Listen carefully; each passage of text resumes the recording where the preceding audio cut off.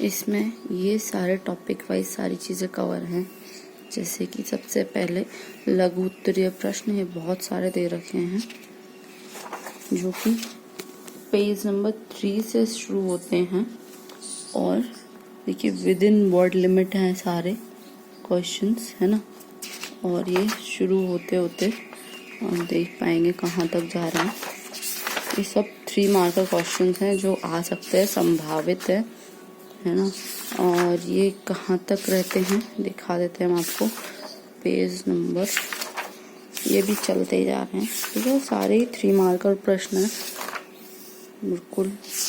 और ये page number 34 तक सारे 3 मार्कर क्वेश्चंस दिए हुए हैं। सॉरी, ये तो सॉरी पेज नंबर 30 तक दिए हुए हैं। उसके जो नेक्स्ट टॉपिक है अपना अलंकार, वो सिलेबस में दिया हुआ है।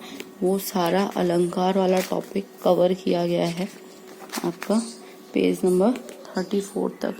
उसके बाद देखिए अनुवाद का जो टॉपिक है, इसमें पूरा ये पहले अनुवाद का अर्थ दिया है कि कैसे क्या होता है अनुवाद, है ना। फिर इसके प्रकार दिए हुए हैं सारे।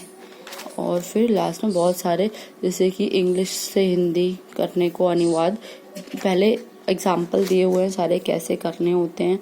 इस तरीके से बहुत सारे दिए हुए हैं। फिर इसके बाद आपका ये है, और ये भी इंग्लिश से हिंदी अनुवाद ही चल रहे हैं अभी। फिर और बाद में ये देखिए पूरा अनुवाद रहता है आपका हिंदी से इंग्लिश, इंग्लिश से हिंदी, पूरा अनुवाद दे रखे हैं।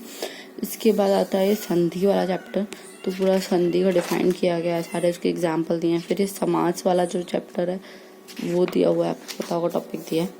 फिर उसके बाद एक टॉपिक लिखा है प्रारंभिक व्याकरण, तो इसमें सारी व्याकरण आपको दी हुई है बिल्कुल टॉपिक वाइज फॉर्मेट में, है ना।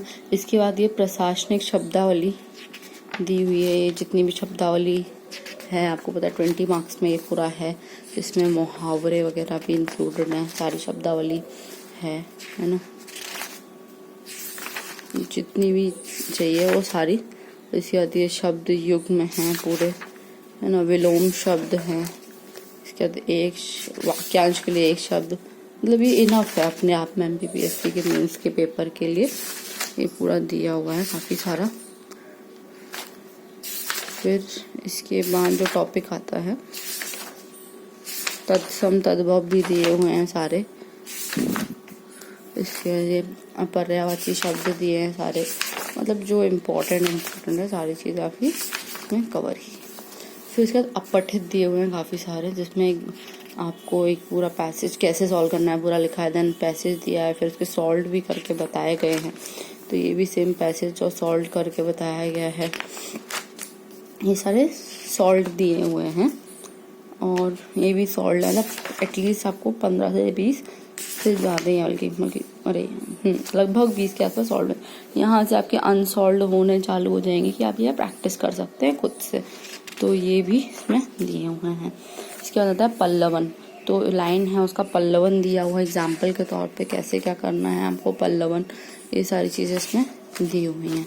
फिर संक्षेपण है कि मतलब ये इतना इसको कैसे क्या करते हैं संक्षेपण, ये पूरा इसमें लिखा हुआ है विधि क्या होती है संक्षेपण की।